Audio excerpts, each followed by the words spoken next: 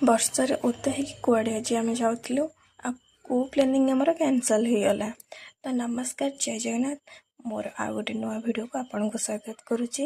ଏଇ ଭିଡ଼ିଓଟି ଥିଲା ଅଗଷ୍ଟ 15 ଦିନର ଭିଡ଼ିଓ। ତ ପିଲାମାନେ ଗାଁ ବୁଲୁଥିଲେ, ତ ତାଙ୍କୁ ଦେଖି ଟିକେ ବହୁତ ଖୁସି ଲାଗିଲା, କାହିଁକିନା ଆମେ ବି ଛୋଟ ଥିଲୁ ଆଉ ଏମିତି ଗାଁ ବୁଲୁଥିଲୁ। ଆଉ ତାପରେ ଆମେ ବାହାରି ପଡ଼ିଥିଲୁ ବୁଲିବାକୁ, ହେଲେ ଶେଷ ମୁହୂର୍ତ୍ତରେ ଆମ ବୁଲିବାଟା କ୍ୟାନସଲ୍ ହେଇଗଲା। ଆଉ ଆମେ କୁଆଡ଼େ ଗଲୁ, ଭିଡ଼ିଓଟାକୁ କଣ୍ଟିନ୍ୟୁ କଲେ ଆପଣମାନେ ଜାଣିପାରିବେ। ଦେଖୁଛନ୍ତି ନା କେତେ ସୁନ୍ଦର ଭିଉ ଆସୁଛି ନା ଏ ରାସ୍ତାରେ।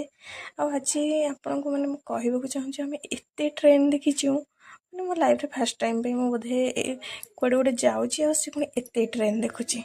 ଆଉ ଦେଖନ୍ତୁ ବର୍ଷା ଦିନରେ କେତେ ସୁନ୍ଦର ଦେଖାଯାଉଛି ନା। ଆଉ ଦେଖନ୍ତୁ ଏଇଟା ବିଲ ମଝିରେ ଟ୍ରେନ୍ ଯାଉଛି, ଓ କେତେ ସୁନ୍ଦର ଲାଗୁଛି। ସେଇଟା କ୍ୟାମେରା ତ ଏତେ ସୁନ୍ଦର କ୍ୟାପଚର୍ କରିପାରୁନି, ତଥାପି ବହୁତ ସୁନ୍ଦର ହେଇଛି। ଆଉ ଆସିକି ଆମେ ପହଞ୍ଚିଗଲୁ ଆମ ଦାଦାଙ୍କ ଘରେ। ଦାଦାଙ୍କ ଘର ତ ଆମ ପାଇଁ ବହୁତ ଖାଇବା କରିଦେଇଥିଲେ। ଆଉ ଏଇ ଯେଉଁ ପିଲା ଟିକେ ଦେଖୁଛ ନା, ଇଏ ଲାଜ କରୁଛି ଯେ ମୁଁ କ୍ୟାମେରା ଅନ୍ କରୁଛି ବୋଲି। ଖାଇବି ଟିକେ ରେଷ୍ଟ ନେଇ ତାପରେ ବାହାରି ପଡ଼ିଥିଲୁ ଆମେ ଗାଁକୁ। ଆଉ ସାକ୍ଷୀଗୋପାଳ ଆସିଛୁ, ସାକ୍ଷୀଗୋପାଳ ମନ୍ଦିର ଯିବୁନୁ, ସେଇଟା ତ ଅସମ୍ଭବ ନା। ତାପରେ ଆମେ ମନ୍ଦିର ଟିକେ ଯାଇଥିଲୁ ହେରି, ସେଇ ବାଟରେ ହିଁ ମନ୍ଦିର ପଡ଼ୁଥିଲା, ତ ମନ୍ଦିର ହିଁ ଯାଇଥିଲୁ ହେରି।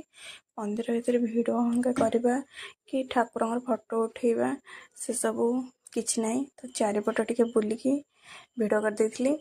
ତାପରେ ଆମେ ଆସିଥିଲୁ ହେରି। ଆଉ ଏଇ ଜାଗାଟାର ନାଁ କମେଣ୍ଟରେ କହିବେ କେଉଁଟା।